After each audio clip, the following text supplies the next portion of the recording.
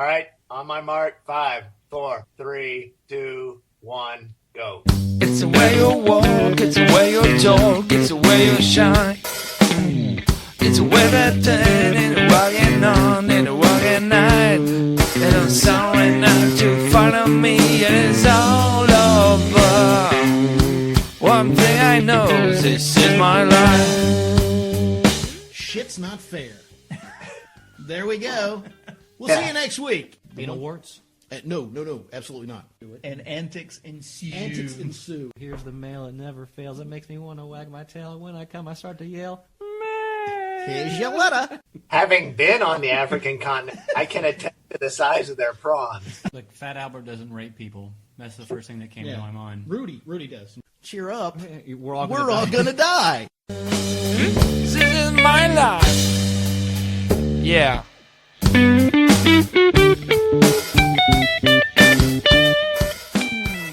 Hey, everybody. Welcome to episode 2 of Cheer Up, We're All Gonna Die. I'm Chris, and I'm Brian. he's Brian. I'm the other Brian. We gotta figure out how to differentiate you two. Like Ginger and the Beard. Well, he looks different. I than like Ginger in the Beard. Ginger the Beard. I think that was a Burt Reynolds film. I think it was. No, it's a hipster band. It probably is a hipster band. Everything's a hipster Out of band. Brooklyn, right? Because everything hipsters out of My Brooklyn. Gangrenous Testicle is a hipster band. I think that's a death metal band from Finland. No, Originally, they were a death metal band. Tampa. Now they're a hipster band. And who do we have on Skype? Who do we have on Skype? We've got Wade coming live from Tampa. Except for when the people listen to this, it'll be live. No, that's the magic of this podcast, is Wade's always live. It's no different. So, Brian, Yeah. Beard, Yeah. what do you got? Oh, Let's bring it down right off the bat. yeah. I don't know if we're going to do this in order or what, but we had a graduation a little while ago. Well, that's wonderful. Well, it was. What could be terrible about that? Well, I decided to actually attend it because I normally attend family things because I'm relatively certain that they don't like me, much like Brian's wife. I fully understand. Or Ginger's wife, I guess. Which now sounds very hot because now I'm thinking of Marianne and Ginger totally scissoring on the island. Yeah. Why would you want to leave? Why would you want to leave? I thought Wade was going to say something. I think he did say something. He did. I was saying that scissoring on the island probably involved too much sand, but... Well, the professor was there to clean things up. Yeah. With a coconut. Yeah. So the stubble he made out of coconuts. So we're sitting around, and my mother-in-law makes this comment about somebody being something, and I respond with, "Well, at least they're not mean like Trump." And then she just starts with She looks at me and goes, "Black Lives Matter." And I said, "What does that have to do with this? Black Lives Matter." And I just, what the fuck is wrong with you? Why do you need to even throw that out? It's completely irrelevant. And then she gets up and walks away. And then my mom, I come to find out, has decided that she's going to vote for Trump because she doesn't like Hillary. And when I make the comment that, well, you know, he said racist things. Oh, I really don't know that much about him. I just know that he's not Hillary. And it's... The statement you made that there was no correlation, or what does that have to do with Trump, only furthers the idea that there's a portion of the electorate that the root of it is that he's racist. Well, he is racist. Yes. Yeah, so. But you said when she threw out Black Lives Matter as if somehow supporting that was a contrary position means... So they're right. I'm just so infuriated at having these conversations. My wife had even made a comment a couple of days ago to my mom where she said, you know, it's actually kind of a big deal that, you know, Hillary gets nominated. She goes, I'm not going to vote for her, but it's a woman. It's the first woman who's nominated, and my mom's like angry.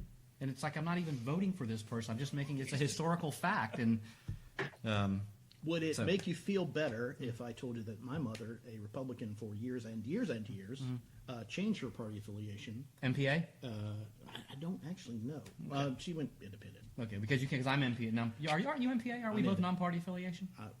Is independent and MPA the same No, thing? MPA is completely different. I'm independent. Okay, because MPA, because we're a closed state, like if an independent was running, I still couldn't vote in the primaries for the independent. You could vote for the independent. Right. NPA can't vote for anybody until it's the regular election. Ah, okay. She changed her party because she was disgusted by Trump. You know what? That actually does make me feel better. Good for her. Your mom sounds a lot smarter than my mother-in-law and my mom. And I hope to God they both listen to this. However, I don't know who she's going to vote for, and I don't want to. No, just stop at that. The other thing I was going to bring up for anyone who's interested, there's this airline called WOW, W-O-W.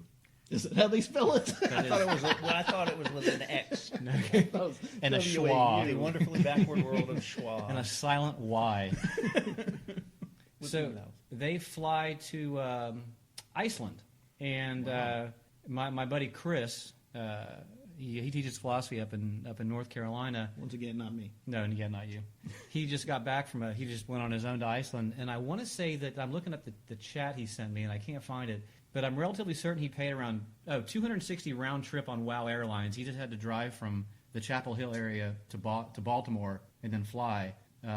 So that's from Carolina. Yeah, so from Baltimore. From Baltimore, so I mean, which is not that bad of a drive. So if you wanted to visit, I think you've been to Iceland before, haven't you? Yes, I have recently over the holidays. That's right. Right after Christmas, over New Year's. Wasn't on WOW, it was on Iceland Air, but it was also a really cheap ticket, and it was a layover ticket. So we actually went to the destination of the ticket was Finland to Helsinki. We stayed in Iceland 3-4 days beforehand. So great deal, really cool place. Mm-hmm. You wouldn't think of it. I mean, we went to the depth of winter, and it was awesome. Fantastic place to go. There's a lot of interesting stuff to do. People all speak English. If you're worried about traveling as an American that doesn't speak more than one language, and I cannot recommend it highly enough. Yeah, I mean, Chris shared the same sentiment. A lot of the stuff he posts on Instagram is him walking by the ocean. He loves stones, so he's constantly picking up different types of stones to bring back to his house. The hiking, the geysers, hot baths. The people are super friendly. The food's pretty decent. And I mean, he was sharing if we both went, the lodging and renting a car would be, I don't know, maybe for 2 people with airfare, if all goes well, maybe $500 one bed for a week stay.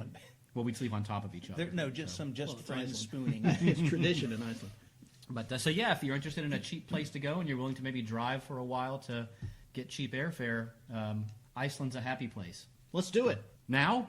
Let's book it. All right, good show. We're gone.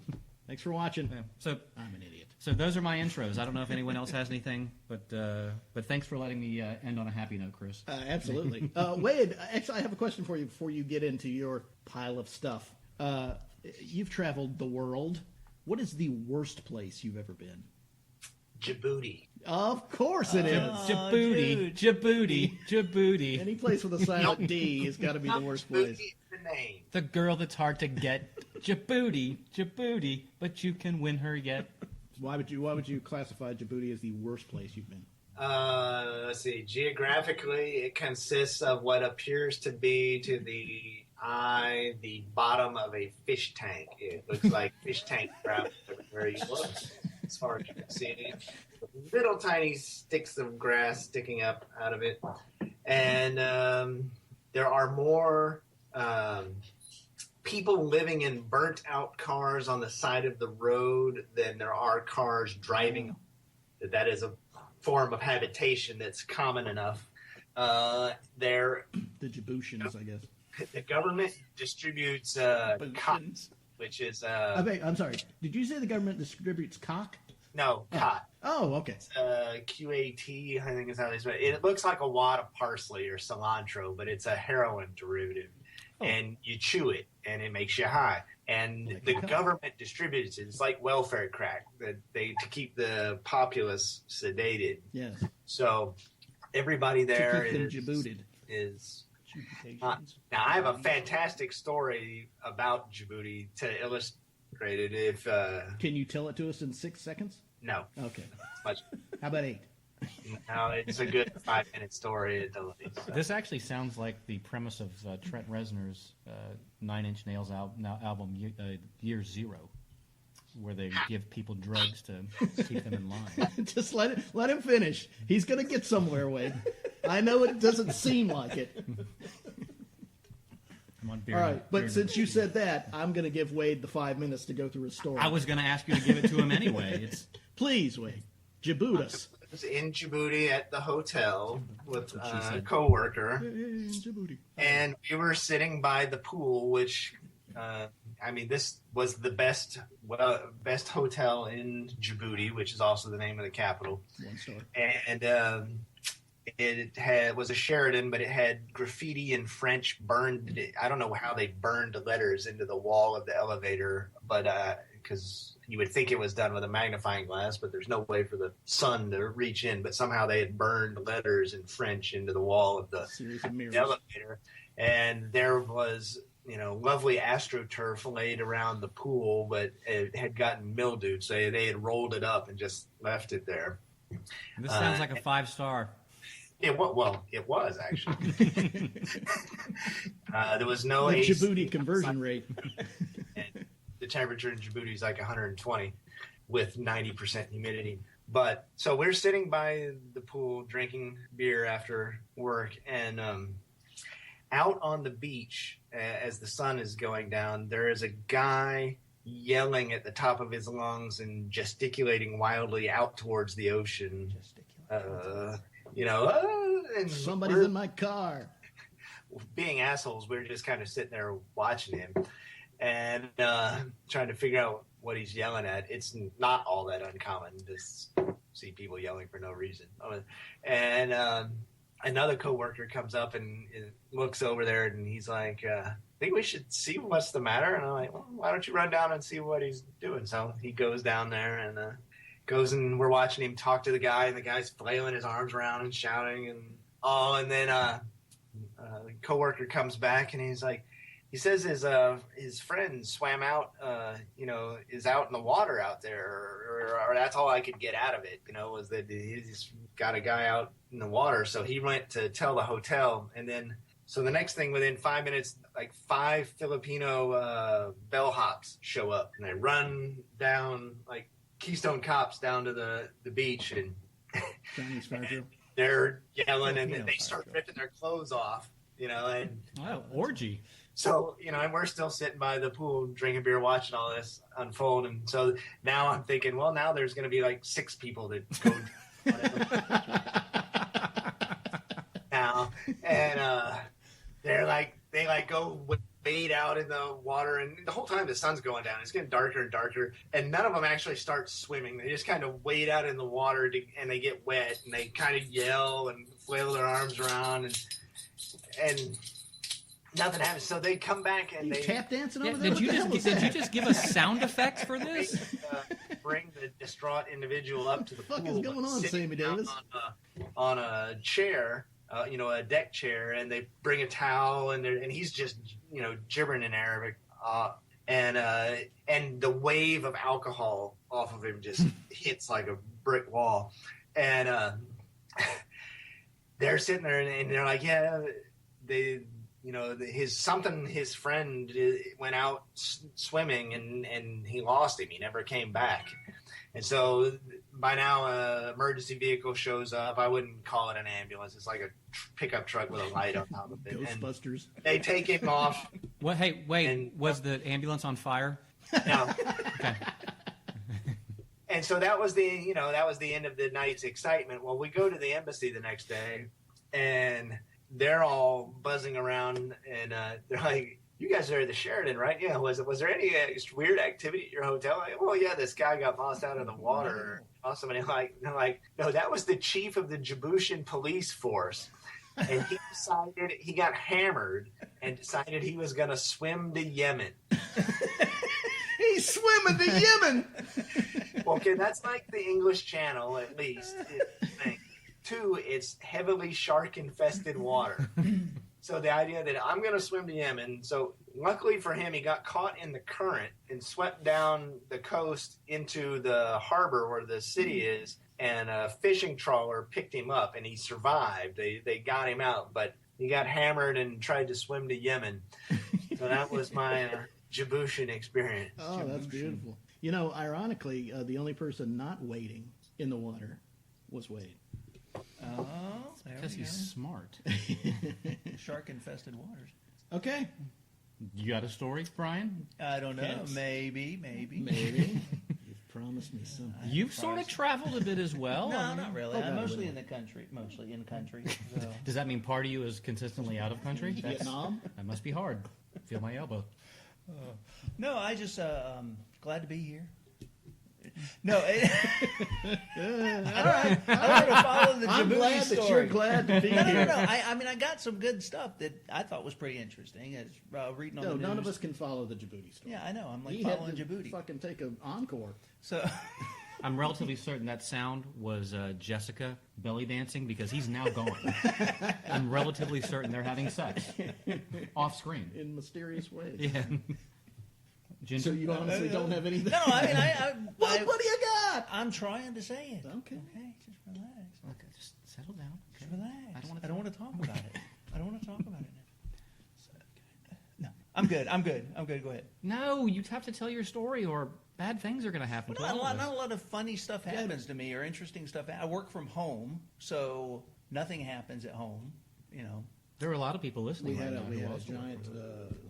We had a tropical storm. Yeah, we had a tropical storm come through. march across the the state. The that you tornado had to that deal with. almost took the trees off of Chaffee Road by Chaffee Road. Off I of drove Chaffee Road. right through that. Are you serious? Yeah, it was right behind me. It happened right behind me. So you could actually see it in the rear view. Yeah. Like, holy shit, there's a Son tornado. of a Yeah. bitch. So the supercell came through. I felt the car move and everything. You're a storm Good chaser. golly, you're not gonna fucking open with that? Come on. It's Near death. It's not Near near death. death. It was past me. You know, it's a better story if he dies, though. It was No behind lie. me. It's Well, yeah, he'd tell it better at least. So, no, it happened like I was driving through. So I went to pick my mom up because my middle kid had like a graduation thing. You've from- forgotten your children's names? What's his name? Will? No, I call him. The funny thing is, I call all the kids. You know, I call them Son different of a names. bitch? Will, Sam, Ben. I get the names confused. But I've actually called them the dog. I didn't think that would happen. I would say Noodle because that's the dog's Oh, name. you hadn't actually said the dog. Yeah, I haven't said the dog. I said, so I'm going to just start saying eldest child, middle child, youngest. Come here. I won't have to remember names. Used to call me the dog's name. My own mom has called me the dog's name before. Yeah, I used to think that was, that never happens. You hear people say that. I'm like, Well, that's you never going to happen. Rubbing your ass across the rug didn't help. Also, you humping the neighbor doesn't help either way. So yeah, well, but I'm driving, and this, we get the little alert on the phone, Yeah. and Mom looks at it, and You get the old woman on the bike going by. no, we didn't. I thought we should have.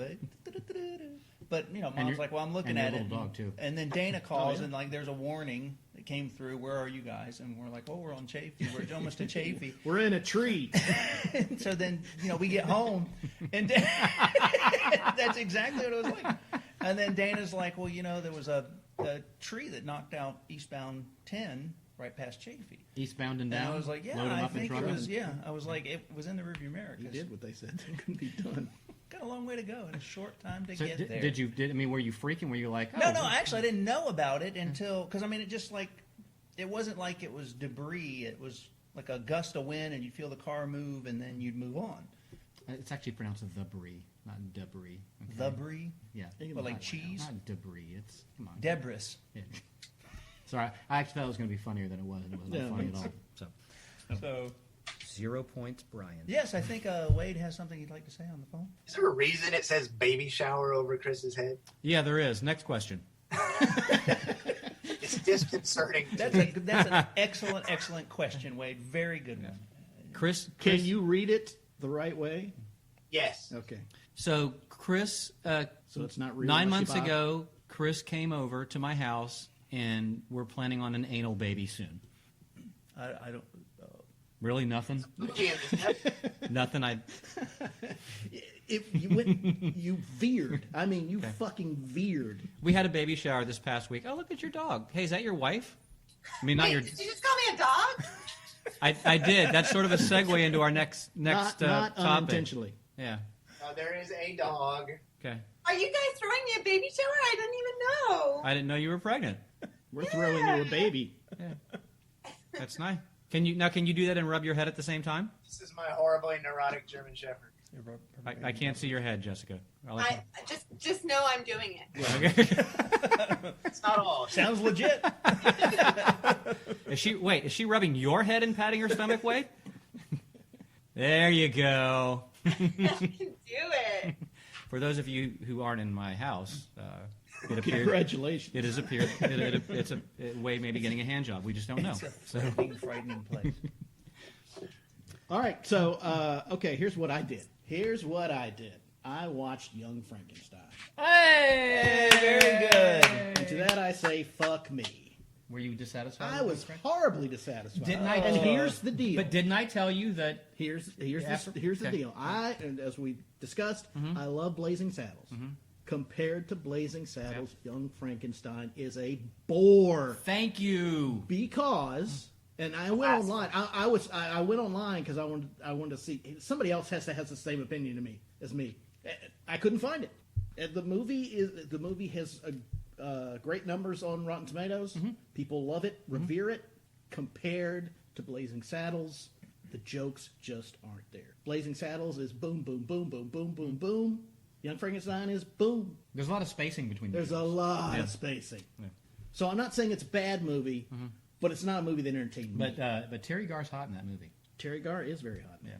But is it because it was built up? Everybody had said how you got to see. No. Frankenstein. I took that into consideration. Well, I think to be honest, most comedies, humor is dated. So, and it doesn't age well. It doesn't matter. Well, I don't know. Zoolander ages well. I haven't stuck a young person in front of Monty Python to see it, but there's just a lot of that. For me, when I watched Blazing Saddles, it all fell flat. It was just like, it was almost like there was someone in the background honking a horn every time the joke. Yes, that's what I love about that movie. Are we saying that it hammered everything. And what's this? Are we saying that comedy is subjective? I'm very confused. I thought there was an empirical fact that certain things were funny, and we all had to find them funny. I think you may be onto something. I'm disturbed now. I think had I watched Young Frankenstein and Blazing Saddles back to back and had never seen either of them, I still would have come out with the same impression. Can we all agree that History of the World Part 1 underperformed? What's that? Can we all agree that History of the World Part 1 underperformed? Yes. I think every other, because I looked on IMDb. I looked at all of Mel Brooks' other movies because I don't consider myself a huge Mel Brooks fan. I consider myself a huge Blazing Saddles fan. I looked at all his other movies, and interestingly enough, both Young Frankenstein and Blazing Saddles came out in '74. They came out the same year. I did not know that. Yes. Everything after that, the rating on Rotten Tomatoes got worse and worse. What's Spaceballs at? Oh, did you like Spaceballs? I did. Well, there are things I still quote from Spaceballs. I did not like Spaceballs at all. Mog. I'm a Mog. I'm my own best friend. Oh, that's going to leave. There you go. There's the line. Hello, madonna. Well, but it's the first thing that came to mind, just talking about Wade talking about how he felt about Blazing Saddles and you about Young Frankenstein. Your comments on Young Frankenstein reminded me of my feelings about Spaceballs. That the editing was sort of shitty, and that you had funny, and then you had not funny, and then there just seemed to be almost silence until the next funny. Well, to me, every Mel Brooks movie is like that, except for Blazing Saddles. That's true. Blazing Saddles was also co-written by Richard Pryor. Okay. So, I've always been a huge Richard Pryor fan. You know which what? Probably has something to do with it. They stole our music, and they that may be the funniest thing I've ever heard you say. Oh, episode 2, we're going downhill. I don't know. I think my love of Young Frankenstein has more to do with my affinity with the genre that it's lampooning than. And I was going to say as well. I think that has something to do with the fact that it's not as funny. Just the atmosphere of the movie kind of sucks a bit of the funny out of it. I don't know, Marty. Of all the funny stuff, Marty Feldman is a fucking genius. He was my favorite part of the movie. Marty Feldman was. Abby something rap. You guys see Sherlock Holmes' Smarter Brother? You ever seen that one? Gene Wilder, Marty Feldman. Sure, on Cinemax in 1982. Is it good? Funny. Oh, that's hilarious. Yeah, you gotta see it. I did learn that. I don't know if any of you knew that, but Mel Brooks' son Max is an author. World War Z. Yes. And shit. And the Survivor's Guide. Survivor's Guide is. Oh yeah. Boy, so anybody listening to this, if you've seen World War Z and you haven't read the book, you are doing yourself an incredible disservice. That book is fucking amazing. don't even. I haven't even seen intentionally. I you just heard say that the it don't movie. even- It's not like the book. No, No, I know. That's why it's like the movie is nothing like the book. but I'm from telling what you, I've heard. it's. I thought I went ahead and bit the bullet when my son went and saw it, who also read the book and loved it, and he said it wasn't that bad. I went ahead and watched it. It's not going to be as bad as you think. Okay. It's going to be. It's actually okay viewing. Yeah. It's an okay zombie movie. Yeah. It's just it has nothing to do with and is nothing like World War Z. Oh my God. I haven't read it. If they made World War Z, it would have to be like a HBO, like a documentary Yeah. type thing. and it would have to be done like a documentary where they're interviewing people. It'd have to be like the clips interspersed throughout When Harry Met Sally, except it's about survivors of the zombie war. It would be a good Blair Witch Project. Type of movie. Yeah. Yeah. But I mean that type of. Oh, good Christ! Everybody? It's yours. Is that me? Look at you. God. We can edit that out, right? No, we're not going to. Oh, We're come going to on. leave that in for prosperity. That's my mom. She probably is listening to this live and found out that I was ripping her. Disparage tapped her. in somehow. How dare you? I felt a disruption in the force. Were you I thought World War Z was a very clean movie very in clean? terms of zombie films. Yeah, I'm not a big fast zombie guy either. Yeah, I like the slow zone. Yeah. It's a gore-free zombie movie. Yeah, see, that's what I was can we wondering. stop? Can we stop, please? Because this is a subject that I want to touch on another show. Okay. I have Ooh, yeah. yeah, Zombie yeah, movie. yeah. Okay. Yeah. Yeah. I've got a whole lot I of. got a lot about zombie movies. So do boy. I. So I do am about to ejaculate. Please do not. Another reason why we should stop. Where'd Wade go? Wade ran. He's well, running again. I'm telling you, he's having sex with Jessica. Stop banging on the table. Well, I'm jerking off while he's having sex with Jessica. Isn't that what you do when you watch people have sex? Yes, but I don't jerk off into a table. Well, then you should try it, sir. Because an apple pie is nothing next to a rosewood table. A hollowed-out cantaloupe, microwave for 20 seconds. At least that's what my coworker said. Yeah. I have a friend. In the break room. Yeah. We should segue to the Denver airport, I think. I think Yeah, we're done I with think with Yeah. our around the horn. Yeah. I love that show. Ugh, You know I what? shouldn't Go have fuck said it. yourself. Okay, Around right after the horn. show. It's a sports show. Oh, well, then I'm definitely not ever going to watch it. It's like philosophy meets sports. It's really funny. Oh. Yeah. So Wade, you were just in Denver. I heard you went to Denver. I heard you went to Red Rocks. And how was the show? Flaming Lips. The show was great. Better I didn't than- anticipate it. We went to Denver mostly to go to Rocky Mountain National Park to go hiking, but Cocksucker. since we were We there, had to stay in the Stanley Hotel. What did you like it? Did you murder somebody? Did you bathe in the wrong room? we did have a creepy experience, but it was really cool. I thought. Nice. Check one of my bucket list items, but we did go to Red Rocks. We weren't, I like the Flaming Lips fine, but they're not a big band to me. But the Sorry, that was my interpretation of what it sounded like. Sounded like Flaming Lips. I like her on the show, by the way. We need to include her in the notes now. It's a foursome, fivesome. I like that. But we wanted to see a show at Red Rocks, and it was amazing. The venue's fantastic. If you ever have the chance to be, they just happened to be the only thing playing while we were there. But it was not just the Flaming. It was a special event. They recorded the whole thing for a live concert movie, but it was with a full orchestra and a full choir. So they had the Colorado Orchestra, the at least 40 people, and then they had a good 30-40 person choir behind them, and so they had this orchestral accompaniment to all the songs. So it was really, it's mellow, trippy music, but with the sound is amazing in that place. The acoustics are phenomenal, and I imagine it was much, much better than your average Flaming Lips show. And they didn't have an opening act. The opening act was the orchestra came out and played several numbers to warm up, and the sound, they were phenomenal. And so that, to old band geek like me, that was even better than somebody I had experienced before. So Cool. I would recommend going to Red Rocks. Done. Guess what? What? Segue. Were you at the airport? I Twice. didn't say good. Segue. Twice this Twice. trip. Been there several times before. So, Wade, what can you tell us about the murals of the Denver airport? Before reading the article, I have walked through there, and I thought a few times, thinking those look kind of strange. But first, all the discussion aside, my impressions of the Denver airport is it's one of the shittiest airports in America. It's just hands down.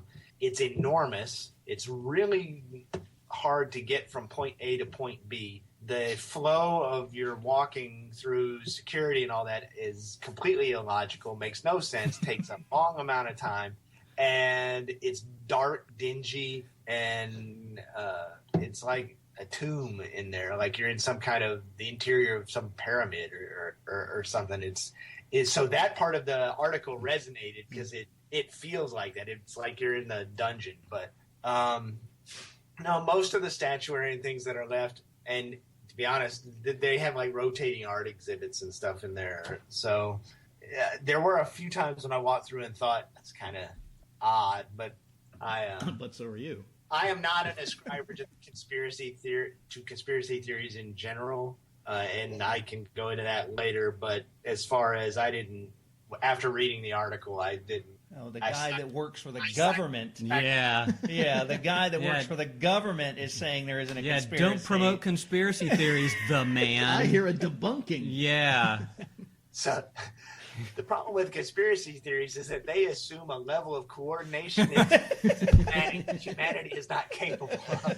So for those of you who may not know, we're referring to an article that's on a website called Skeptoid. And the Denver airport, my son had flown out there for business. And I'd shared it with someone, and they were like, well, what did he think about the airport? Can I stop you for just a second? Yeah, absolutely. Skeptoid, there's a podcast. There's a Skeptoid podcast. And if you listen to the podcast, it's just a guy reading the article. Oh, okay. We're not going to do that here. No, we're not going You're going to have to do that on your own. But so one of the reason I asked him about the mural, and you're going to have to look at the mural.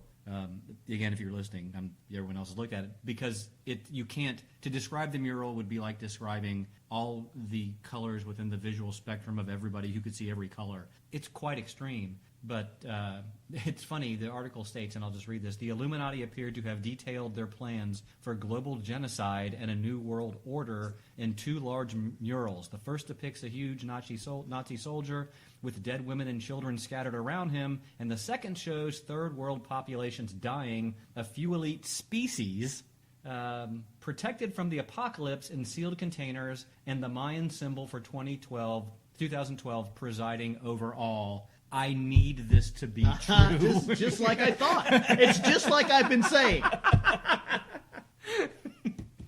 So there's also so Wade, did you see the evil horse with the red eyes?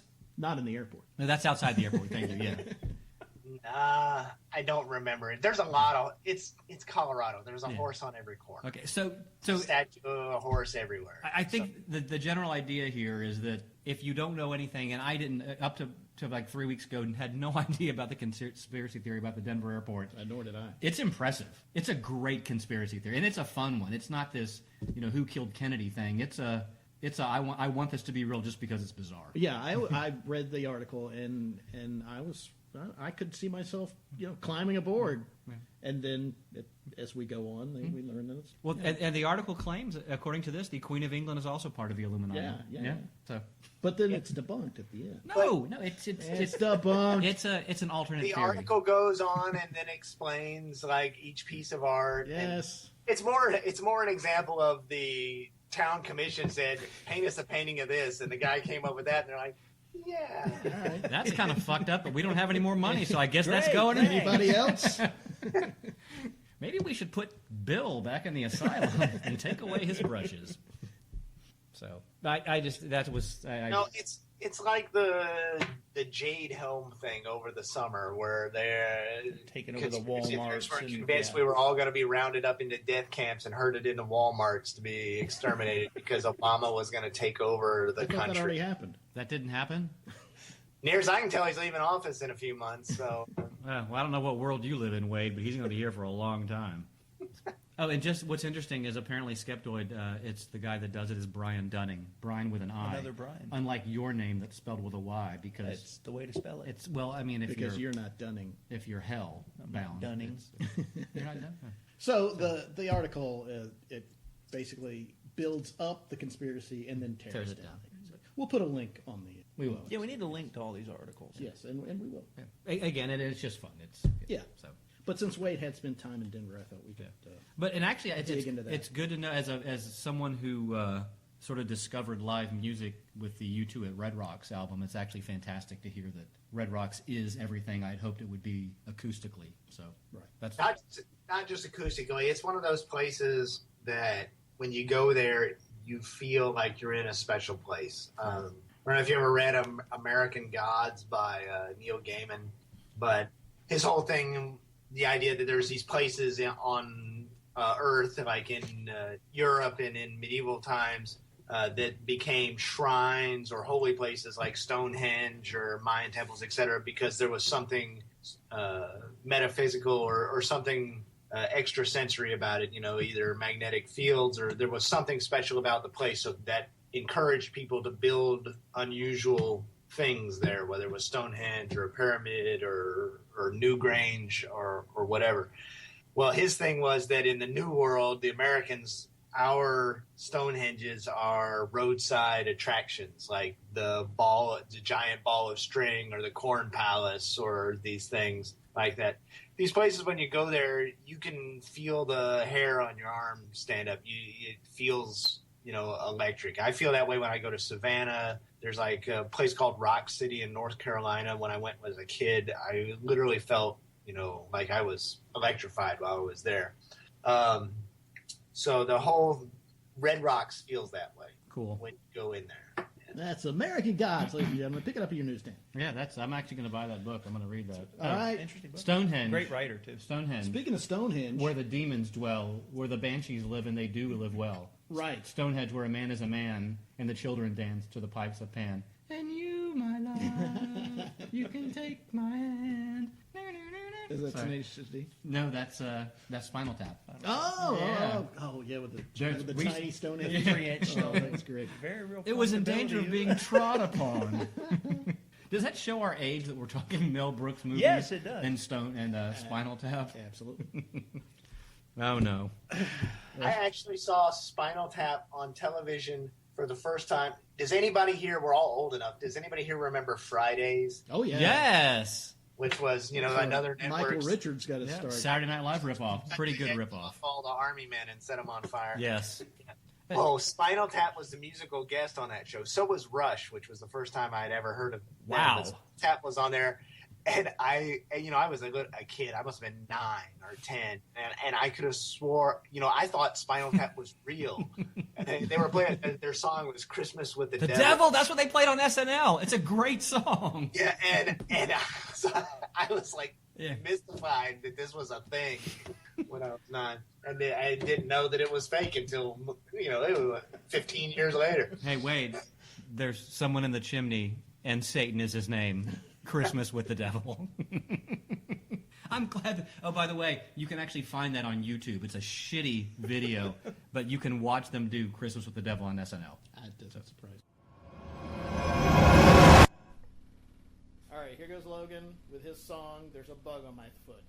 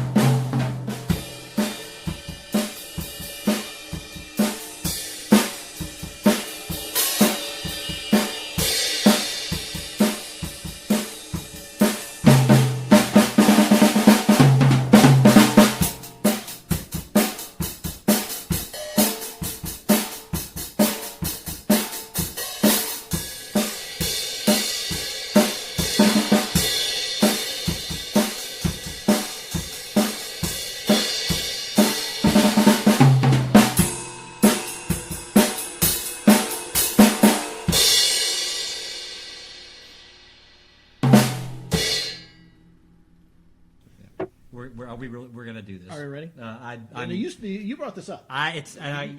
You brought both of these things that encapsulate this subject to our attention. I'm so sorry. And so we must. Dogmen, Brian. Dogmen. So, come on. Let's go. Let's go. Come on. So there's There this. you go. There was Right this.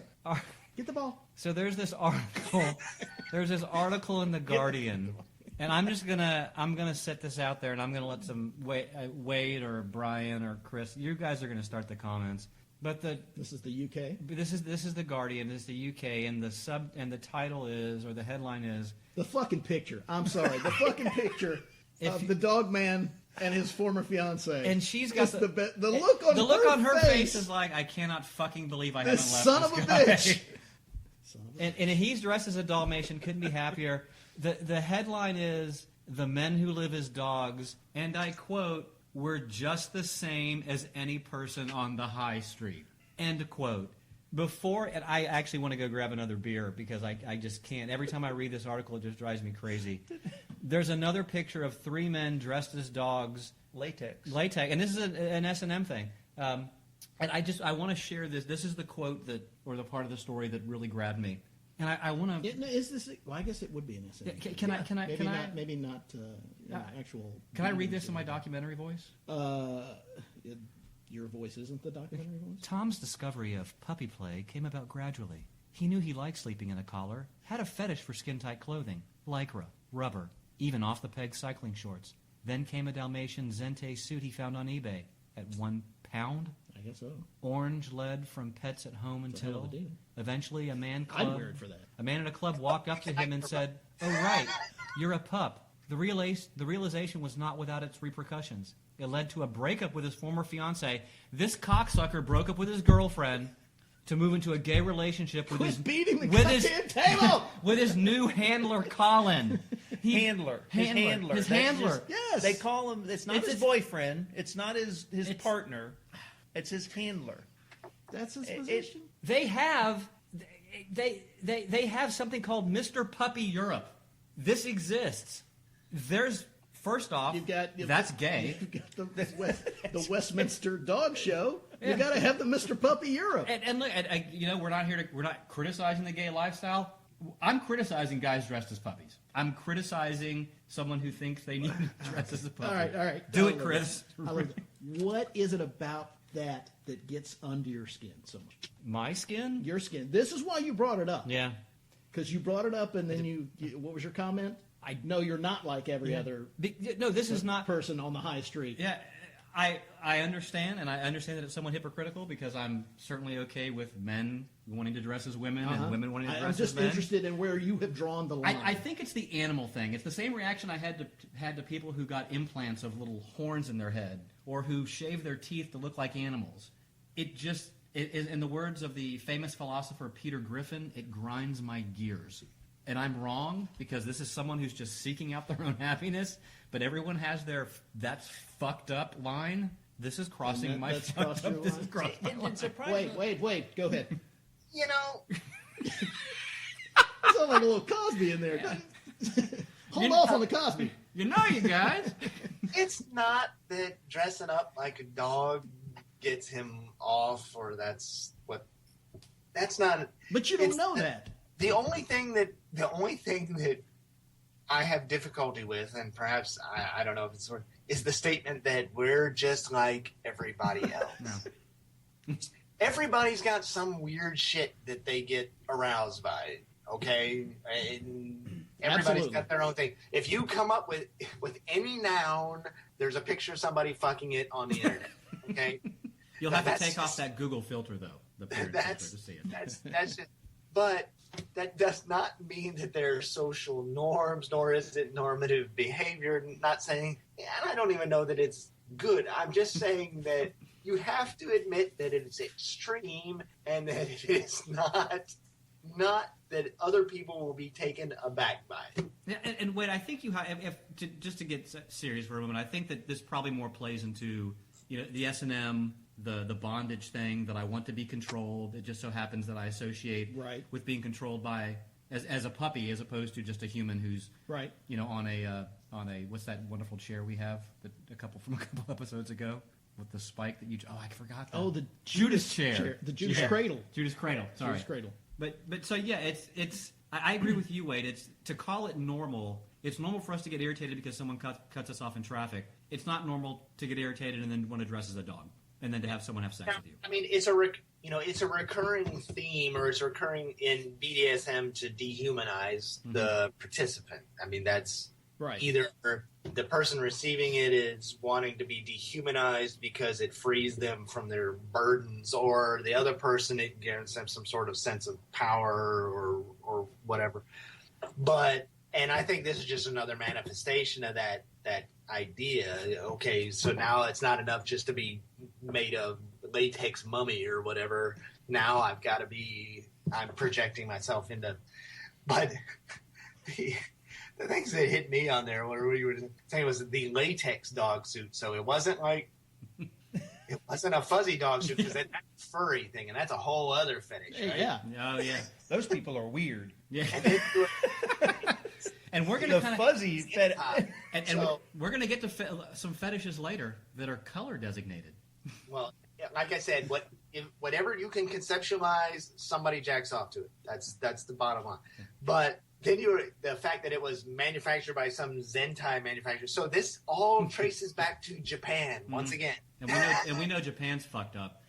So, Yeah. Brian, Caps, what say you? What? Who? What? Ha ha! Oh, don't put me on the spot. You live on the west side of Jacksonville, a very conservative area. How would this fly? I don't know. It's weird. I'm not like offended by it. You know, to each his own. Whatever you want to do, I don't care. I just, it's messed up. It's latex, so that's a little weird. Like the fuzzy dog suit. When you said dog You're people, good I'm with the thinking. you're good Yeah, with the no, I'm fuzzy thinking dog like, suit? okay, they like dressing up like without just when you sent the article, I didn't read it at first, so I just said the title. Oh, these people like to dress up like dogs. Okay, that's a little weird, right? But then I read it. I'm like, okay, well, I was thinking fuzzy dog suits, not rubber latex, and then that's what I was like. Okay, the fuzzy dog people are just weird. It's the latex people. Well, this was another interesting part of It's all right with latex. Yeah. this was another interesting part of the story, and I know that I'm sort of pulling this out of context. I'm doing sort of the Jon Stewart, let's just pull quotes out and have fun with the quotes. But the story says the gay scene can be very serious, scary, and off-putting. No shit. Yeah. Contrary to a thing. Yeah, contrary to the fact that they're all happy and, but if you're going in with a little puppy hood, ears, and a tongue, you look cute. You're allowed to bound around and be enthusiastic, mischievous, and friendly. Okay. Now, I'm in. This is where I start. That's exactly right. These people are adopting these identities because they can't handle the real world. And that's not to denigrate them. No, I hear you. The life is hard. The adult world is fucking hard. As is the gay scene. And it's scary as well. And off-putting. So to And speak. if you can find something that can make you feel better, no matter what it is, and as long as it does not fuck up anybody else, have at it. No, and that's where I agree with you, because you're not physically coercing anyone, and you're not enforcing something on somebody else. You're just... Yes, and he is the same as everybody else on the high street. As a person, we are all the same. We all feel the same things. We just have different ways of dealing with it. I don't think Jeffrey Dahmer feels the same. But I want to ask a question about this. I want to ask an important question I'm sure about he this. gets a little melancholy every once in a while. You think? Yeah. You think he maybe put in some air supply and maybe cried a bit while drinking some wine? He's all out of love. Should these people go into the men's bathroom or the ladies' bathroom? They should actually use the grass outside. That's what I'm saying. I don't. Well, you just lift the tail, and there you go. So many images in my head right now. So, okay, I'm done. No, that was I'm good though. totally cool with it. No, I think we're all pretty much cool with it. Again, it's just it's just sort of different. We're all fine with it. As long as we're not asked to accommodate it in some way. I just don't want it to be law. Right. Yeah. Yeah. I'm, How would it be law? who knows? Things happen. Yeah, you. Yeah. We'll You got get fired because someone found pictures of you on the internet dressed like a dog. look. We'll get into law a little later in the week of you. So. No answer. Well, since we talked about fetishes, should we just go into? Let's roll into this. I want to do this. So years ago. No, really, I want to do this. Yeah. Oh, you want to do it? Years ago, I discovered I don't know how I found this, but I just discovered this online. I'm pretty sure I know. Do you think that it was me just trying to represent myself at Bo's Coral Reef appropriately? There's a handkerchief code, guys. What? There's a handkerchief code. Of course there is. Yeah, there's a handkerchief code for the gay community. And why would that be? Well, it's the hanky code, bandana code, or flagging. You know, because fagging was stroking is already hanky. taken. It's a way of. What do you got there, Wade? You got a dark green. What is that? A black? What is that? We'll have to figure out what that means. But he's not wearing. He's wearing it in his coat pocket. It's black with black polka dots. Black with we don't go into dots. I like the dots. The handkerchief code is used among gay male casual sex seekers or BDSM practitioners in the leather subculture. So that would exclude the men wanting to dress in latex dogs. No furries. No furries. No for the furries. We haven't even gotten to the established furries. The furries are another subset of. Another subset. Yeah. So the bandanas are worn on the left side of the body for the tops and the right for the bottoms. So there you go. There's a myriad of colors and meanings. The color orange, for example, has few limits. Wearers of orange bandanas are among the most experienced of leather men or fetishists. Isn't that a tool? I actually thought the leather man was a tool. And it also keeps you from getting run over when you're picking up trash by the side of the road. Mm-hmm. If you're gay, though. If you're straight and wearing it. That's a limit I'd have. And actually, getting run over is also a way of being... That's a subset of the... There's a movie about that. Black is heavy S&M. Yeah. Gray is bondage. Now, heavy S&M, that's for the more rotund people? No, that's actually violent. It's actually violent okay. S&M, yeah. White is mutual masturbation, because no one likes to masturbate Now, alone. this is what I love about this list. The colors that represent each thing, they represent them so perfectly. This system is one of the best systems of anything I've ever come across. How is it like sex semaphore? Is that what? Exactly. That's exactly what it is. Well, so explain to me how you think white necessarily associates with mutual masturbation what better color than... is your semen? Do I come differently if I'm not masturbating? So, like, what's in your wallet? Oh, do I get 2% back every time I ejaculate? God, I wish. Navy blue means anal sex. So if you're not into that, and I know we talked about it on the last episode. But if you're in the Navy, you can sail the seven seas. You can. So put your mind at ease and put that navy blue handkerchief. You got to make the connections. Yeah, what is chamois? Red fisting, of course. Yeah, well, because you're going to bleed. Chamois? ShamWow? What is it? It's but chamois is what you dry your car No, up with. what It's is not it? a color. Chamois. Is How's it spelled? it? Chamois. Chamois. That is what Americans pronounce as chamois. Yes. That's a color? It's like a tannish. Yeah, it's like a tan. It's like a suede. Why don't? Yeah. Why can't they just say tan? The gays. Because they probably have something else for tan. Yeah, it's a specific fabric. Khaki, yeah. military sex. Yeah. Well, that makes sense. Yeah. I do like You that. don't wear khaki. As a Jaguar fan, the fact that teal is perfect. cock and Yes, ball torture that's perfect. fits perfectly with the Every last goddamn 10 years. season. Yeah. Every season, cock and ball torture. That may be that we may never top that ever. Yeah. Chamois is yellow paint. Oh, Like okay. a Oh, look, he's yellow- researching. Oh, my I'm God. researching. It's like a yellow paint. Okay. Yeah. Dark red or maroon is piercing. There's actually a couple of piercings. Purple is also piercings. Beige. This is Rimming. funny. They refer to purple as the HTML CSS color, though, for piercings. I didn't realize they were so, Are we coding. into ASCII code? There's some cobalt. There's That's some the Fortran. Sherwin-Williams color. If you want to get that color for your walls. Yeah. That's a job I want to have. So baby, I don't want to read this. Baby blanket is Baby blanket, infantilism. infantilism, enjoys dressing as an infant. And it goes back to the dog thing. Yeah, but I've just got visuals going on that, Yeah. Yeah. So, okay, well, that's, there's one to grow on, but to Chris's point, whether or not you agree with the lifestyle, this is an efficient way of understanding how something works. Yes, and the color coding is Yeah. Damned impressive. I mean, they use it in Outlook if you want to, set certain emails for. So it makes Look at the sense. chamois color. It means So can we spin out of fetishes? Does anybody else have anything to say about fetishes? I'm kind of fetished out. Wade, if anybody's going to talk about fetishes. Why do you make that assumption? Because I've been to your parties. You can't back out of that. yeah. Why would you defend that, Wade? We all know. Why didn't you just say thank you for complimenting me rather than acting offended? Because your current responsiveness have only inflated my ego.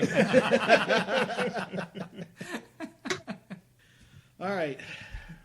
Are you ready? Hey, who's got the stopwatch out? Are you ready for the minute? Oh, wait. I'll get the stopwatch. It's a Got sports minute. 60 Here we go. seconds. We're going to talk about sports. All right. Is that our official song? I think it is now. I think it should be. Okay. All right. All right, get ready. Hold it. Okay, hold it. Wait, No. get yourselves Hold together. it. I'm not ready. Okay, you're not going to tell me what we're talking about. So this is off the cuff for me, right? Off the cuff. Okay. OTC, baby. Okay. Are you ready? Let me know. when you're I'm ready. not ready. I will tell you. Just but tell I'm me ready. when you're ready. What about now? Are you ready? Suck it up. Now? Stretch it out as long as you can. I'm good. I am All stretching right. it out. Fuck you. And- You know what? I'm not ready now. I'm not ready. And go. Okay. Guess Drop what it. happened? Guess what happened last night? What? Guess what I watched last night? Basketball. I watched CFL preseason football, baby. They played- because football is back. Montreal Alouettes? Yes. Yes! Saskatchewan Roughriders? Yes. Yes! Football. Seriously, who played? Montreal and Winnipeg. Oh, they're not the Jets. What are The they? Blue Bombers. The Blue Bombers. Who won? Got to be Winnipeg. Winnipeg. Yeah. Winnipeg. Yeah. Winnipeg's the Denver of the Great North. I don't have no idea. Yes, exactly. Are they? Do they? I was just amazed that I could watch football on 30 June seconds. 8th. Oh, but you know what? The fields are cool. 3 downs instead of 4. How do you not like that? What was the score? 20-yard, 30. Just 30. The score was 30. They do things a little different in Canada. Everybody gets 45 one. seconds. 45 seconds left. No. No, we're running out We're of at time. 45. Hey, U.S. men's national team won and won big, so we may still be able to proceed on to the Copa. Costa Rica? Yeah, Costa Rica. Yeah. Yeah, so that's pretty cool. But they tanked it against Colombia. Yeah, but it's okay. I think if we And win, we're done. Damn it. Okay. You know what? Hey, screw you, Brian. We talked Jaguars football during the hanky segment, so we got more than a minute. Torture. Yeah. Cock and ball then- torture. The best part of that entire segment is watching his face. You may as well just take a staple gun and. I at least know what you're talking about. Although my level of interest is low, I can translate. But his Just the billboard. and his eyes completely glaze over. We got sports people. When I do go into the office, we got sports people. They talk all the time about sports, and it's like, I don't just go away. I don't. You know, It's what happens when Fulford hears the sound of dice. Yeah. I think. yeah. I think I may like it a little more than he likes sports, though. I think I could tolerate the dice. I can tolerate sports. Can you? You used to like hockey. I watch hockey. I'll go to a sports game. I'll come over and watch a game with you, but I don't want to talk nonstop about my team. It's not my team. Jacksonville Jaguars is not my team. I live in You're the not city. personally responsible for their success. Exactly.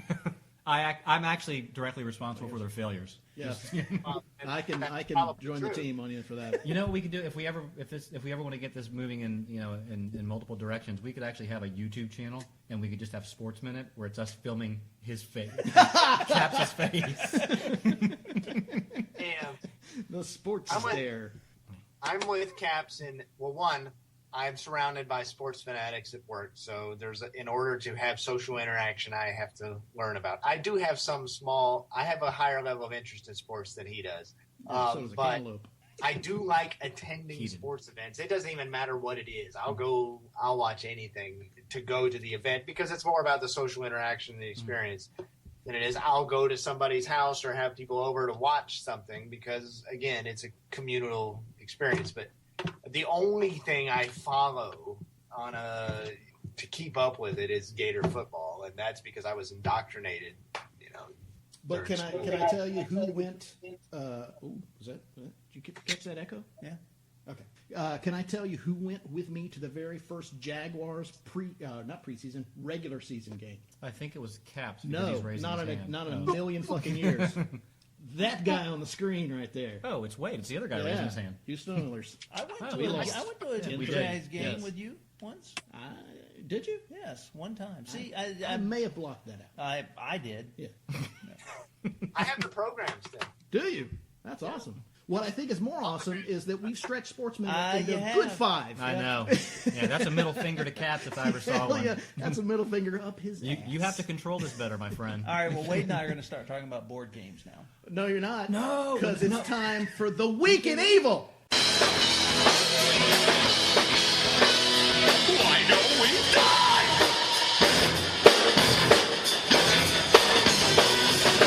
That was perfect. All right, so what I wanted to talk about, and the court case started, or not started, but is going to court. But I wanted to talk about Cosby. And this is the one case that has been brought upon him, right? Isn't there just one woman who's... One that's gone to court. The one that's gone to court. And it went to court because the previous judge, for his one of his settlements in the past, decided to release the deposition to the public. And so then it came out that, in the deposition, that the evidence is just, his own statements are so overwhelming that at that point, everybody, all the celebrities, and myself included, I don't know how many, Bill Cosby was a staple of my childhood and adult life. He was a hero. When I was a kid, he was like, those were the first comedy albums that I listened to and memorized religiously. And then we're all of the era where the Cosby Show was a staple for us on television, and he was this figure. He was intelligent, he was articulate, he set a good example for African Americans. It was just he was an all-around good person. He was educated, he was something to aspire to. And it turns out he likes to fuck unconscious women. Who doesn't, Wade? Is that inappropriate? Probably. Okay, I apologize to all the men out there. Back to that fetish thing. that is one. There was a movie not too long ago. What was it? Sleeping Beauty was the name of it, but it was about old white men that want to fuck unconscious women. But anyway, the thing is that we all wanted to not believe that he was the capacity to be this horrible, that we could have. I don't know. I don't want to necessarily use the word duped, but we all build up a persona because none of us really know him. He's a mythological figure as far as we're concerned. Right. But we don't want to believe that he has this horrific aspect to it. And then it got harder and harder, the sheer number of women that came forward with stories about it. And, and there's some skepticism built in because of he's a celebrity and, to want to think that it's somehow a conspiracy because we like things to have a reason. We like things to be orderly, and we like things to justify positions that we don't necessarily want to, believe. So it started to get harder and harder because the level of detail, the specificity, et cetera, and the earnestness of the reporting. Well, then when this deposition comes out, and by his own words, admitting to doing the exact things that he is, but there's nothing left to defend. I mean, it's crushing to think that this figure that we've all put on this pedestal is this horrible thing. And I mean, this blends into the fetish thing. Yeah. It's not. I mean, he's a powerful, rich, attractive man throughout the course of his life. He's apparently been doing this for decades and been getting away with it for decades. And it's not that he has to somehow use this tactic to get women. It's that this is the thing that he prefers. He wants them to be powerless and unconscious, and that is the situation he wants to be in, and that somehow makes it even more terrible than it is. And I don't know. I know a few of you are as big fans of his as I, but I just want to hear your reaction to all of this. Look, Fat Albert doesn't rape people. That's the first thing that came to my mind. Rudy does. Yeah. Hey, baby, be my baby, baby. There's something. Mush mouth. Yeah, much. Going Look- straight for the mush mouth joke. Well, don't you have to? I mean, look, Wade. For me, his celebrity sort of never really played into it. When you had a couple women saying it, there was always a deference of, okay, it's a he said she said thing at this point. But once you got to 6 and 7, to me it was just obvious. It was obvious this guy did it because that's that conspiracy theory we talked about earlier, right? You're talking about a significant number of women getting together who've decided we're just going to screw over this guy, and it just. Yeah, it was more of an erosion for me. Yeah. Oh, good word. Yeah. By the way, yeah. Yeah, it's exactly how it felt. Yeah. But so the next question, I mean, this is a quintessential idea of me of what evil is. It disguises itself. It makes itself appear to us as attractive. It makes itself appealing to us, and yet it's all a deception in order to further. Because somebody with that severe of a fetish, it's almost got to be consuming. He has to go through the trouble to get the drugs to do it. He has to lure the women into the situation, administer it to them, and then wait for it to take effect. And then all the stories are the same. It's like, here's a couple bucks for your trouble. Sorry I jacked off on your face while you were asleep, or whatever it was. And yeah, this is not a loser trying to get laid, and this is the only way you can do it. Yeah. This is a man who can fuck anybody, and chooses to do it in this way. I'd say to me, what's so incredibly evil about this is I don't think any of us want to really. I mean, I know I attempted a failed joke a little earlier. We did the whole Fat Albert thing, but generally speaking, I don't want to joke about this. I talked this is fucked up. when Wade and I were Skyping or testing Skype earlier.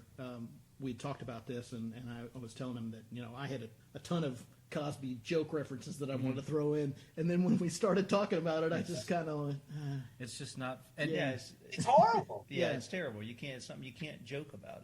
It's no, and it for us, it's personal. It strips away a piece of your childhood.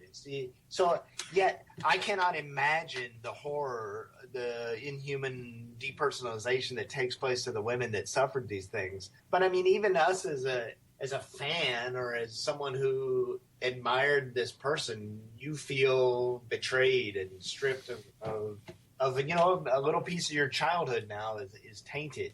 And there's that argument that you can distance the artist from the art, whether the musician's a shitty person, but he plays great music, is there. So, but can I hear any of those bits and not just think he liked to rape unconscious women? Right. I agree. You can, I mean, as I am a testament, you can be a hilariously funny person and still be a giant turd. But this is different than being an obnoxious drunk or maybe even being a bad father. This is someone absolutely. who is, and you can be evil. You can be evil and still be a funny person. Well, and I tell you, to me, what's so interesting about the power which he yielded or which he had at this point is that you're talking about someone who came to power during a time of civil unrest in our country, a time in which the black community was disenfranchised. And he still got away with this because people liked him so much. Yeah. That is amazing. That's a testament to his own personal charisma that he was able to wield that level of power, to have that amount of influence as an African American in an era in America, which is intrinsically racist society. So, yeah. All right, let's spin out of this. Yeah, let's go to something else. Let's go to something fun. Yeah, we're not going to something fun. Well, since we're on the rape topic. Yeah. That may be the funniest thing we'll be able to say during this segment. That's my shirt. Let's talk about that kid at Stanford. I got to be honest with you. When I was told we were going to talk about this, I really don't want to talk about this, and I hate to. I don't know that there's much to say other than it's infuriating. Look, I'm going to jump in front of you, Wade, and I will apologize for this. No, go ahead. To hear the story told of the guys who found her, and to hear those guys tell the story, where they're walking in an alley, they're walking by a dumpster, and there's this unconscious woman being thrusted into by this guy, and that they are breaking down in tears because it was just such a horrific thing to see. That's enough. And the white privilege plays so much. But they're European. Come on. Well, that's also they have a different perspective of rape than we do, apparently. But it's just, this is evil. This is, and I'm not sure. I don't know, Wade. What's more evil, the fact that he did it, or the fact that some judge thought that it would ruin his life if he went to prison? Well, I mean, that's the privilege thing. It's he's an athlete. He's from an affluent family. That he's a student and athlete at the same university that the judge attended. And he's white. So the question is, do any of these things? Does the judge said he took in his age and the fact that he had no prior run-ins with the law. That's legitimate. I understand that. But 6 months as a sentence it's baffling to me. His father's statement about he's going to have his life ruined over 20 minutes of action, that's a small percentage in the course of his 20 years of his life, is logically false to me. I mean, it takes less than a second to pull a trigger, so you can commit an even possibly greater crime by murdering someone with even less impulse. And so yeah, and when you consider the amount of life that the 20 minutes will affect the woman, right, pales in comparison. So there was an ancillary. There's not. I was going to say ancillary. I'm sure that's the wrong word, but there's a story of this guy named Brian Banks. He's African American. Served 5 years in prison for a rape he didn't commit. This is a really good story that I found. Daily News website, New York Daily News website. And what the story tries to do is it tries to paint this picture of two kids who appear to be very similar, good backgrounds, both athletes. One's African American, one's white, and the evidence for the gentleman who was convicted was not as strong as the evidence for the Stanford kid. Yeah. So Now, to tie this into the concepts on this segment, there's a million examples. It would take almost no effort to find examples of wrongfully accused or wrongfully convicted African Americans for rape. It happens all the time, and certainly it was even more prevalent. The further back we go in history, the more often it happened. And that's a whole separate topic. Related to the specific instance of this kid, the thing that irritates me is his lack of acceptance of what he did was wrong. And this goes back to, is he intrinsically evil because he does not understand what he did was wrong? Or is he just ignorant? Or was he deliberate? Was there a deliberateness there that he just doesn't understand? And was there a deliberateness there that he doesn't understand and is somehow covered up? See, that's a question that we're going to ask every single show. Mm-hmm. Every time we have this segment. We did it last show. We're doing it this show. We're going to do it the next show. We need to transition to a funny evil story at this point, man, because it's getting dark outside, and my soul is very dark right now. So, Wade, you have a funny evil story, right? Well, the last thing I was going to have was this. There was a Rolling Stone article with Stephen King because he has a new book coming out because it's been 6 months. And prolific, I think you'd call it. Oh, I love him, but as do I. He does churn them out. But his thing, there was a quote on there that selfies are evil. I happened to see that on the way home, so I throw that out there. It's gotten so bad in our culture that in your sports broadcasts, they frequently pan the crowd, and there's always a group of people, most often teenage girls, but could sometimes other people, and they're all not taking a picture of the hockey match taking place in front of them. They're taking photographs of themselves. Of course. Have you been to a concert recently? Well, you have. We all do it. We're men in our 40s. I take selfies. I don't take selfies. Bullshit. You put selfies on Facebook. If there was a selfie on Facebook, it was a selfie taken of somebody else, and they said, "Brian, get in this." It's not my picture. I've seen pictures of specifically Research you. Research it. I will. Okay. Oh, you're talking about like when I'm running and shit they're like going that. on the website. Yeah, right. I'm going to make a That's what I'm fucking saying. collage. You know what? I don't think there's enough to make a collage, but I will admit that I'm wrong now because I'm thinking about when I go hiking. and I try to get the pictures taken. So yeah, that's You're So not here's taking a the picture of a mountain. I am. Wait. But it's me in front of it. Yeah, Wait. exactly.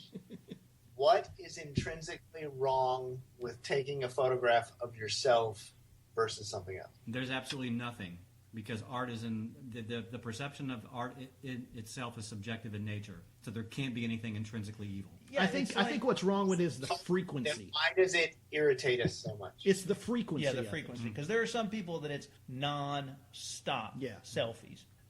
Every time you turn around, they're taking a selfie picture. I think it's also envy. So what is the root of that? What's the root of the behavior? Why are we trying? Is it self-promotion? Are we trying? Wait, are you psychoanalyzing this It's right now? it's insecurity. Yes, but that's the whole point of this whole segment. I want to know why do we do the things that we do that we view as negative behavior? Why do we take selfies? It's of ourselves? insecurity. It makes us feel better. Look at me. I'm at this place. Now, look, when I'm hiking, like when I'm on Katahdin and I'm doing it for the sake of a memory. And when I use Instagram, Yeah, memory I don't need. you don't. Why have, don't- yeah, but you don't have to follow me. That's. I mean, to answer your point, Wade. Yeah. We're using these social networking tools for specific reasons, and you assume, as the viewer, that it's for something other than what the person who could be using it is using it for.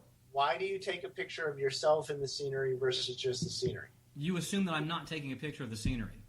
No, I'm assuming that there's a difference between you in the scenery and the scenery by itself. Well, I usually do it because I'm by myself, and I want to have a memory of me in the Well, I scene. think it goes back to. To validate your presence? Yeah, why do you need a memory? The memory's in your head. All right, so let's go back. So why do we take pictures in general No. then? Why? I mean, No, I understand that memory's ephemeral. We forget shit. Everybody forgets well, shit. you I know. forget shit, but we're Let's- perfect over here in It's a Jacksonville. photograph of a mountain and a photograph of me standing in front of the mountain. How is that any different than you standing at the altar when you're getting married? I mean, you're making a necessary distinction that somehow a photograph at a specific time taken by you is somehow aesthetically different than a photograph taken by somebody else. Well, to use my father as an example, he does. Well, no, we agreed not to use your father. He will go, why aren't there any people in these pictures? You know, as if they're somehow diminished or you weren't there. It's just a picture of the mountain. I can't validate that you were there, and it's somehow less convincing or less important because there's not a person posing in front of the scenery. Right. So the question is, do we take pictures of ourselves in front of things to prove that we were there because a photograph of the scene itself is somehow less meaningful? No, I think that it's the technology allows you to take the picture of the scenery with you in it. It's no different than a snapshot from the 50s or the 40s, or because you had a camera, you would take a picture. Oh, this is a beautiful scenery. Click. And then get it developed. So now you have the ability to turn that onto yourself and take a picture of yourself in that scenery. So it's no different than a snapshot of yesteryear. Why is it more prevalent Or now? the days of yore. Because it's easier. It's easier and it's more prevalent because it's instant. You take a picture and it's there and you can post it for the world to see. Whereas before you had to get the slide developed, put it in the carousel, put the slide projector up. And to me, it's no different than people taking pictures of their food. Yeah. If you took a picture of your food like maybe once a week, I'd think, oh, that's interesting. I want to go to that restaurant, but not every night. I think even every week is kind of. Well, yeah. I don't know if you're Wade and you're traveling all over the globe. I do it so I can prove to people that I'm having a fun time and that I'm not the miserable fuck that I actually am. I'm totally okay with that. And I was not trying to attack you. No, I was no. only going on the fact that you said you don't take selfies. No. So I had to jump right on that. No, and that's funny because I had to think about it, and I'm realizing, crap, when I was hiking Katahdin by myself, yeah, I probably took at least 7 right there. So, no. Well, I mean, you have You to got call to me take out. 3 to fit the beard. No, but I think, Wade, this is actually a really good question because this is a matter of perspective. I think that what you're playing on really is not so much the intent of the person doing it, but the expectation of the person who's looking at it. I think that's where the evil comes in because you have to choose to look at it in a negative way without the knowledge of why the person did it. Well, I don't think selfies are evil. I can't. I mean, we're saying, in my mind, Holy evil. shit! Always a reason. voice of reason. We're talking about evil and selfies. Okay, me taking a picture of myself with you guys doing this podcast is as evil as Bill Cosby raping some lady who's unconscious. I think that's Wade's It question. depends on your perspective. How is It that? depends on your perspective. I mean, then we could go, okay, are there degrees of evil? What is, where's the line? Can you go up to the just evil? No, what I was saying is that Stephen King referred to selfies as evil. I know, exactly. That's what I'm saying is, I just want to applaud Wade for bringing up something that took us out of the pit that we were in Yes. and made us laugh. Hello, meat sacks. Angel of Death here. While you're all waiting for me to come around and call your name, why don't you stop by cuwagd.wordpress.com and check out the latest episode of Cheer Up, We're All Gonna Die. That's cuwagd.wordpress.com. You can leave comments on the site, or you can contact the gentleman at cuagd@gmail.com. Tell them to keep the episodes coming so they can distract you while I eat your cat. But you better hurry, because I'm making the rounds and Brian doesn't have too much longer until he's mine. Which Brian, you ask? Oh, you'll find out soon enough.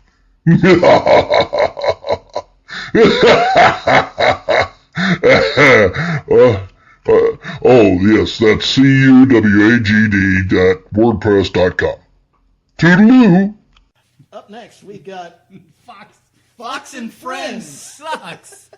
Back into the Abyss. Yeah, no, I'm not gonna. I will make this as lighthearted as well. So this is I pitched this at Chris as a potential as a segment we do every time. And look, I will tell you this: if we need fairness, I will do MSNBC sucks as well. I have no problem with that. It just so happens that earlier this week I had gotten into my wife's car to go to Publix early in the morning to get some stuff for my wife's lunch, and she just happened to have the Fox XM radio station on. God bless her.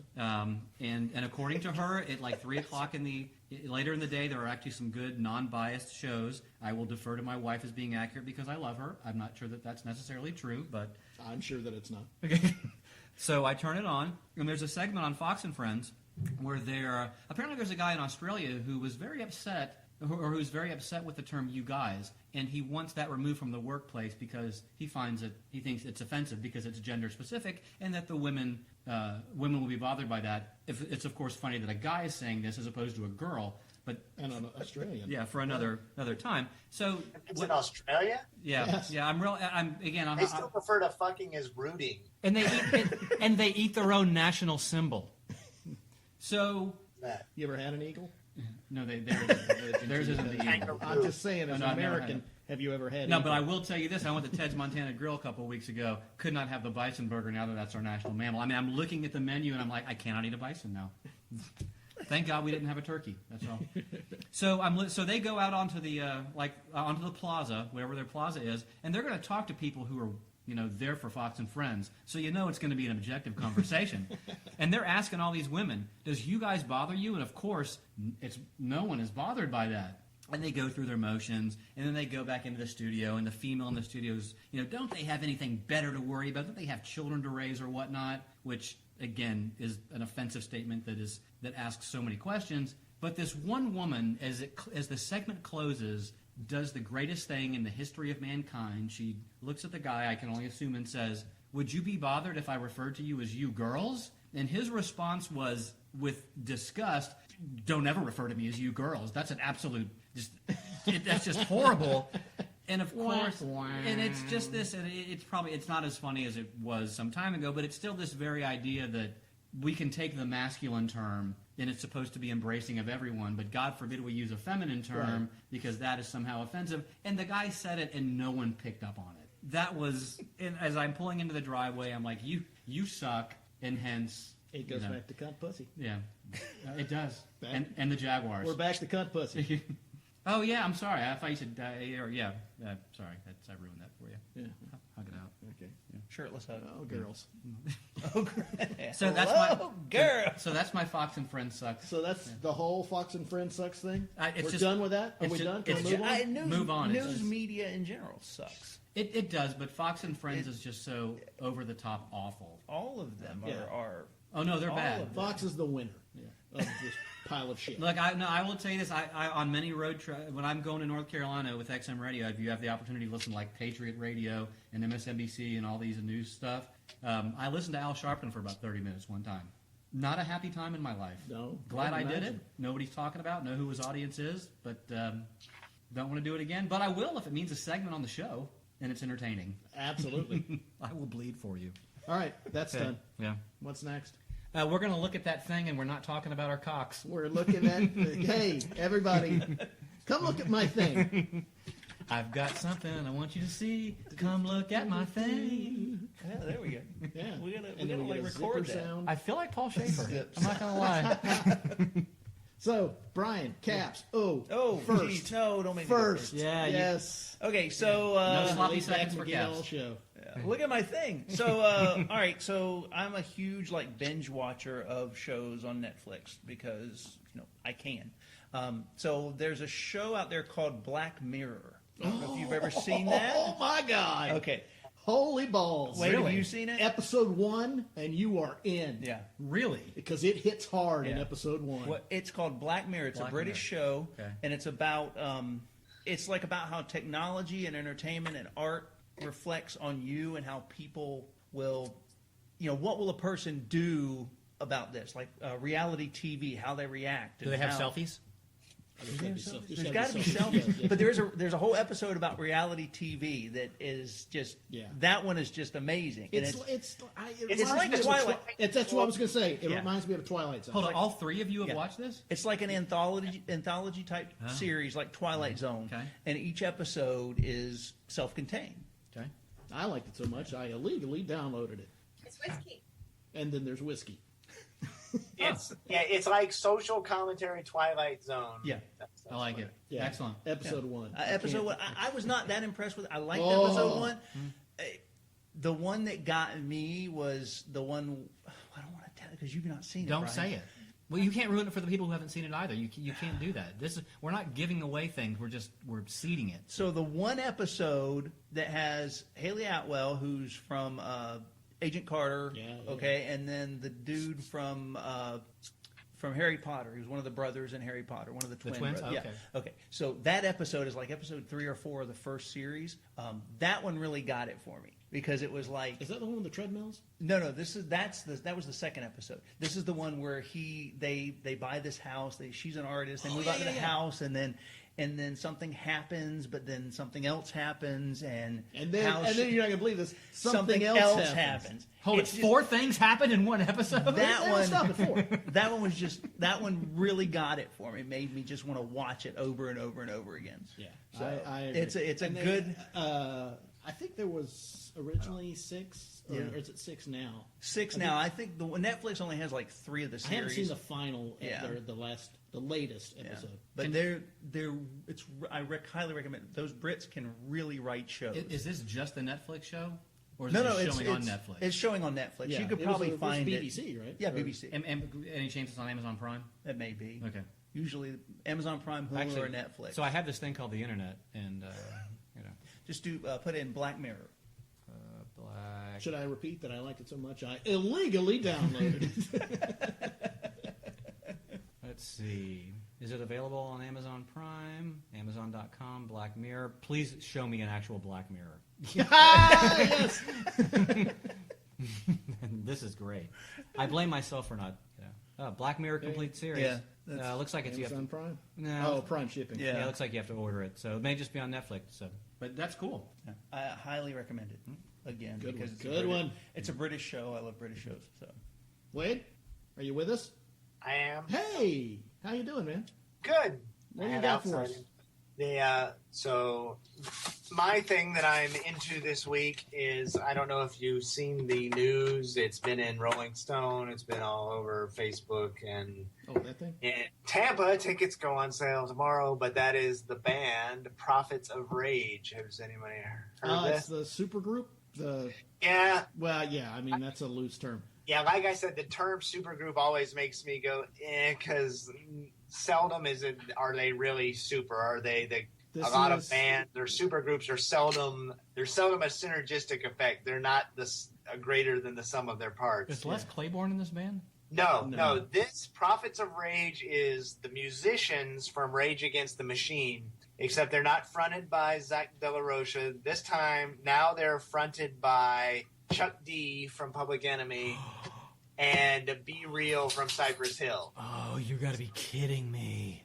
The two MCs with Rage Against the Machine is the band. As a group, they're playing songs by all three with the music, ragified by the musicians who already, Rage already covered Cypress Hill and Public Enemy songs, but they've already played their first live shows to sold out shows in LA, but they're going on tour this summer. The tickets for Tampa, which they're playing in August or in October, go on sale tomorrow. I can't wait. I've got to go see them. But I mean, all props to Zach De La Rocha. I love Rage Against the Machine, but as far as MCs and rappers, etc., Chuck D and Be Real are a whole level above him. But the fact that there's a band out there that's touring, our music is so popular. Music right now is so tame and weak, and there's no angst, and we're in a time where we should be angry about a lot, and yet our music somehow doesn't reflect that. I mean, these bands were big in the 80s and the Clinton eras when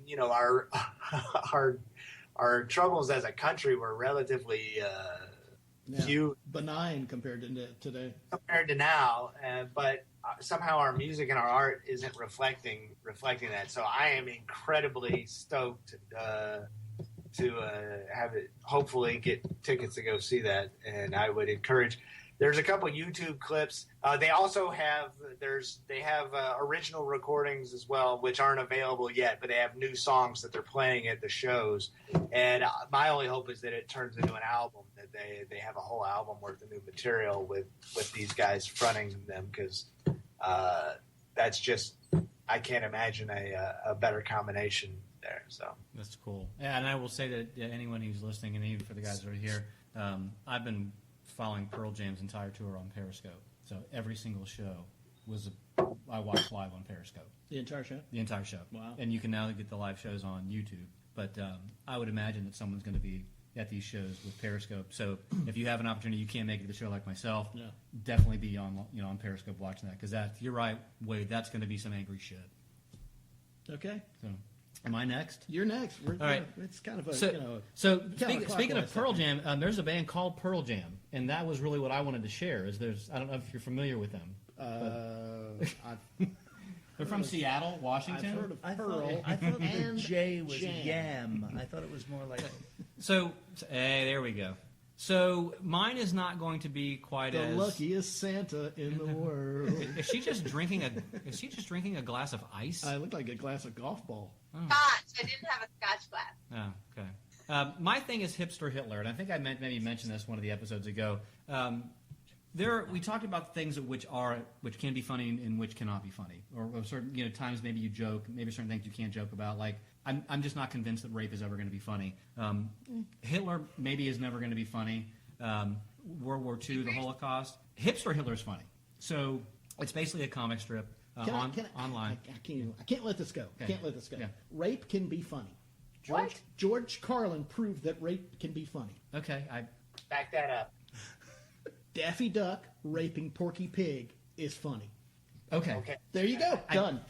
Again, comedy is subjective. Comedy is taking reality and then having one part of it completely fucking bonkers. Okay, I agree to disagree, and maybe it's just the fact that at present there's so much rape going on that it's not funny. But maybe some other time. But I will. At present? It's been a very rapey show. Well, Jessica, during the early 21st century, rape was almost non-existent. It's just been recently that it. Oh yeah, I've heard again. about it. Yeah. That was because it was all white people back I just then. heard about it recently, actually. Yeah, so it's an interesting phenomenon. Apparently, rape is like a sine curve. It just it's up and down. or is it a cosine curve? I'm not sure. Can I go back to mine? Please, I apologize. Since I just killed it. Less rape, more Pearl Jam. So Hitler. Or Hitler. So hipster Hitler.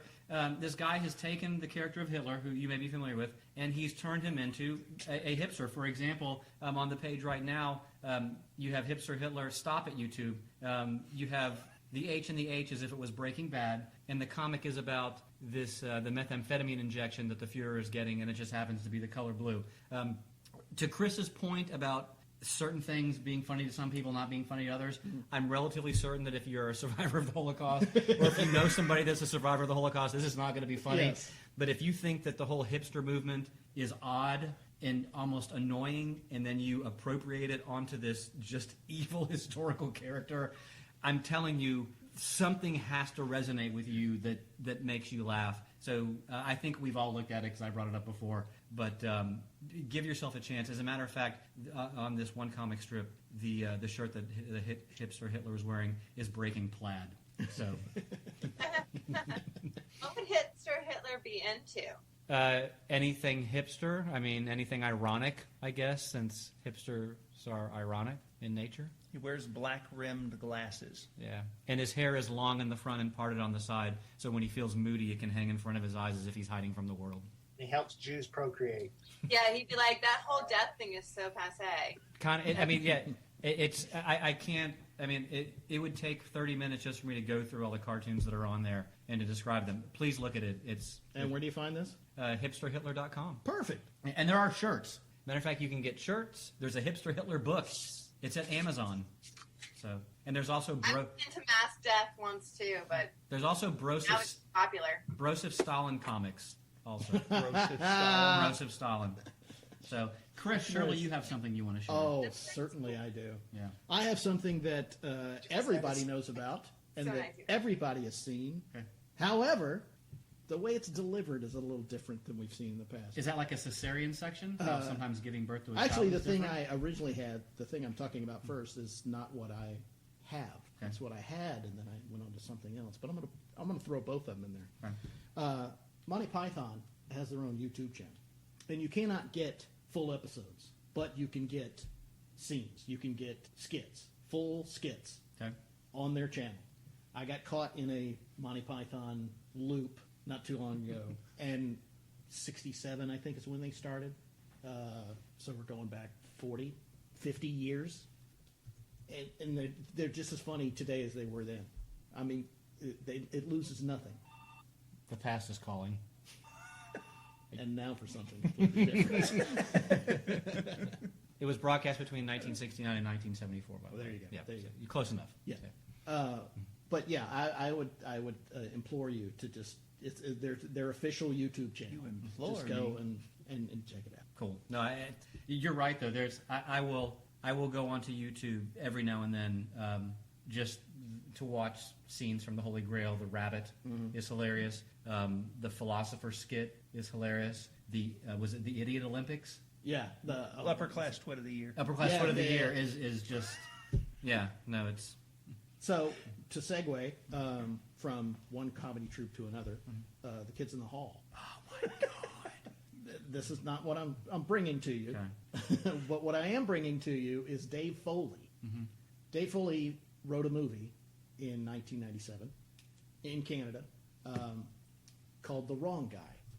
It was for Hollywood Pictures. At the time, Disney dissolved Hollywood Pictures. The movie never got released in the States. You can find it on YouTube. okay. The whole movie is on YouTube right now. It is, and I haven't watched. I watched probably 2/3 of it because I had to earn a living and go to work. otherwise, I would have called in sick because it is fucking hilarious. I mean, it's like a Kids in the Hall skit for 90 minutes. Okay. It just goes on and on and on. Basically, the story is he is a guy who he's up for this big promotion at work. He has married the boss's daughter, so he's assured that he's going to get this job. As it turns out, he doesn't get the job. The guy who gets the job is married to the boss's favorite daughter. So, enraged, he goes into the boss's office and finds that the boss has been murdered. So, obviously he didn't do it. And antics ensue. Antics ensue. He is the wrong guy. He believes that the police are hot on his tail, and he does everything wrong in the process. And it is just joke after joke after joke of idiocy. And it's quite a bit of happiness. Well, I know that Foley was hilarious in, was it News Radio? News Radio. Yeah, Yes. so. I believe this was what is News Radio? I think it was right after News Radio or before. I'm not sure. Foley himself is in quite a country these days. Is he in a bad place? He got divorced, and his wife. He has to pay his wife $17,000 a month in child support. Wow. Well, Jeez. part of the problem is that he's also an atheist. So. And he can't go back to Canada because if he does, because he owes so much back child support. Yeah. Because basically, he got divorced when he was at the top of the world, when he was making all this money. 2008. And then it went to, his career went to hell, and now he can't afford to pay $17,000 a month in child support. So if he goes home to Canada, he gets arrested. You could just get a modification. So he started. Says the lawyer. That sounds like a whole lot of deadbeat dad bullshit. Wait, can I say that? Sorry. He had to start a comedy career just so he could pay his child support. I don't know, Jessica. His wife looks like a bitch, so surely. Yeah. Is she female? Yeah, That's a pretty good indication. Yeah, that's true. Yeah, she's a woman, so she's evil. So Wade, that should actually be your next segment of Week in Evil, is just talking about women. Let's talk about women. My experience is very different from Mo. That's because she's sitting on your lap right now, pal. Yeah. You're not being. I'm gonna do the Monty Python thing though, and I'm gonna do that, and and I'm gonna do the movie. I'm Please definitely gonna do the movie. the wrong guy as well. I'm totally looking up the Monty Python. Yeah. I was trolling YouTube for Looney Tunes clips the other night. So. Well, those are hard to find. Yeah. The good ones, at least. So how long are we into this episode? I have no clue, but I know we're about to wrap it up. Okay. Oh, Jesus, we're at like an hour 46 minutes. Dear God, who's? We're getting feedback on. Yeah, I'm getting feedback. Yeah, I know. All right, well, do we have a Where's Your Shirt? Does anybody remember anything from this episode? I got one. Okay. What do you got? I think it's going to win. We're not talking about our cocks. I do like that. That is a good one. Weird. Let me write that down. Let me say that while I'm writing it down so I can say it very slowly. We're not Say that and then that. talking. I'm going to underline not talking. I think it says something about the adult having. Yeah, fun. my secondary one was the adult world is fucking hard, Or but are you Danielle is still talking about our I actually think that goes well in conjunction, don't you guys? I mean, let's have a vote. cocks? We're not talking about the adult world is fucking hard, and we're not talking about our Cocks. I do think that has to go together. Cocks. Brian? Yeah. Brian? That makes it make more sense Brian? and that it's not as funny. Aww. I like the Jaboutites. The Jaboutians. The Jaboutians. You The got Jaboutians. Jaboutians. All right. You got anything? I don't know if it was this was an actual quote, but it was just a basic theme that we talked about. My shirt would be Jacksonville Jaguars cock and ball torture. I think we found our winner because that's mine as well. That's the slogan for this season. Okay. Yeah. No, not this season. We're gonna win this. Oh, I'm sorry. Yeah, we're past the We're sports past the minute. sports minute. Yeah. Can't talk about We sports got like anymore. 12 minutes in this morning Yeah. already. It's Give it never up. going to go away. All right, that's it, kids. Episode 2. I forget every time. It's actually 2.5 if we're being. Let's not. Let's not be honest. Let's just be 2 and be done. Okay? Okay, look, and I will say that if this is going to be something that happens every week, or every time we do this, rather, where Jessica's sitting on Wade's lap, they start kissing each other and doing who knows what, I'm going to bring my wife onto my lap as well. It's a given. You got to put a hose on those two. Bring it. Bring it. I feel like I'm looking at rabbits, okay? Yeah. It's just, you know, Without the cuteness factor. it's just disgusting you guys share your affection that way. It's like a selfie. It's evil. Wade, Jessica, I'll let him speak for me here. Brian, me. We're done. Goodbye, everybody. Good night. You can feel the sun, you can feel the sun under sort of me, and you can get off the